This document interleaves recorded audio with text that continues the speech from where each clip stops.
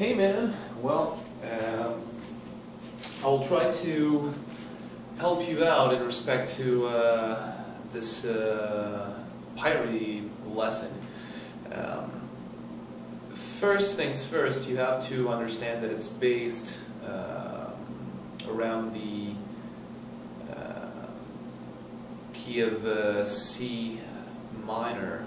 Alright, so for the first part, it's mainly C minor.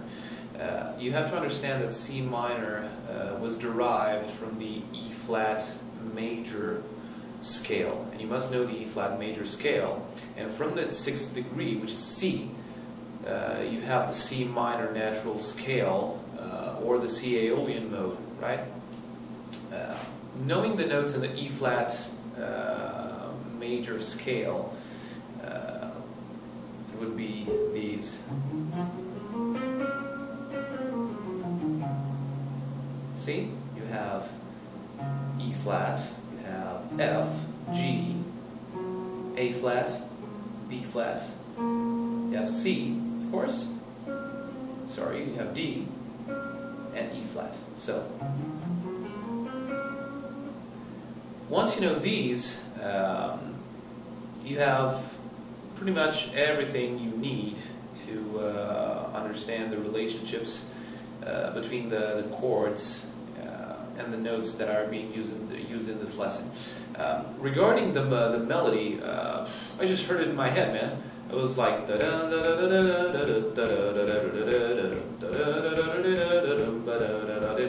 oh, and those party shouts.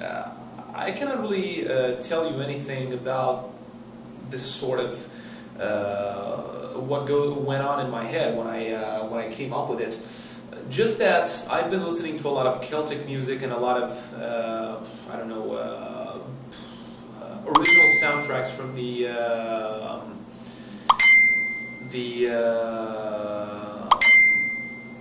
how's it called? The Pirates of the Caribbean. That was my phone, and it's pretty annoying, and I hate it when it does that. But the important thing here is to understand that the C minor scale, which is this one,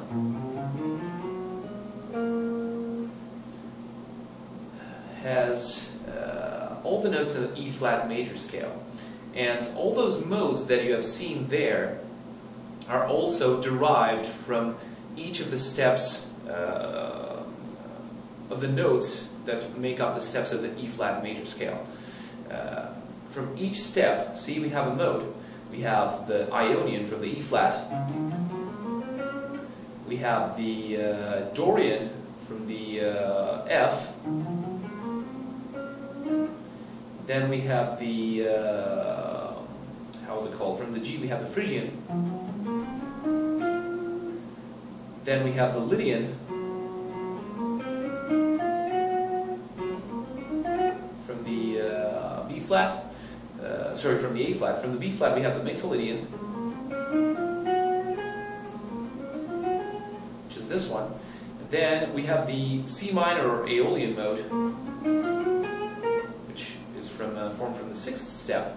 See, they have other positions, but the notes are the same. If you follow those positions that appear in the lessons, you'll see that there are only the notes of the E flat major scale, but they're regarded as modes simply because they're being played against the chords which are, how may I say, which are corresponding to that certain mode. And lastly, the one that I'm not using is the D Locrian mode. Okay, this one does not appear in this whole thing.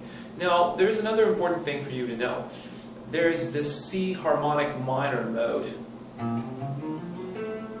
The only difference between it and the C minor scale would be that in C minor we have the B flat, and then the C harmonic minor has the B. This one is not related to the E flat major scale in any way. But if you build up a mode from the C minor harmonic minor, you get the G Phrygian dominant. If you replace this B here with a B flat, you get the G Phrygian, which is one of the modes that are part of the E flat major scale, right? So over that G major chord, in the second part especially, you'll notice that I play this B.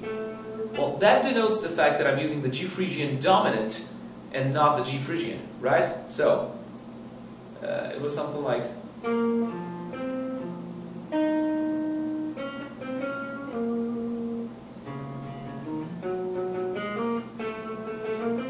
See, instead of I played, it goes well with a G major.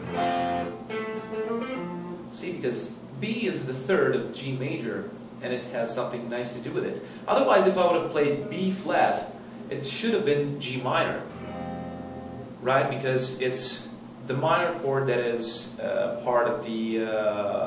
This one is obtained when we harmonize the the E flat major scale, and it belongs to the third step of the E flat major scale, and that involves the G Phrygian mode. Well, there is a lot of theory behind this, so I hope I'm not actually bungling your mind even more. But you should take care to understand the E flat major scale and its derivative modes. So from each step of that scale, you should derive a mode, and the C harmonic minor scale and its G Phrygian dominant mode. That's just a Phrygian mode with a major third, not a minor one. That's all there is to it, man. Hope I helped out. Cheers.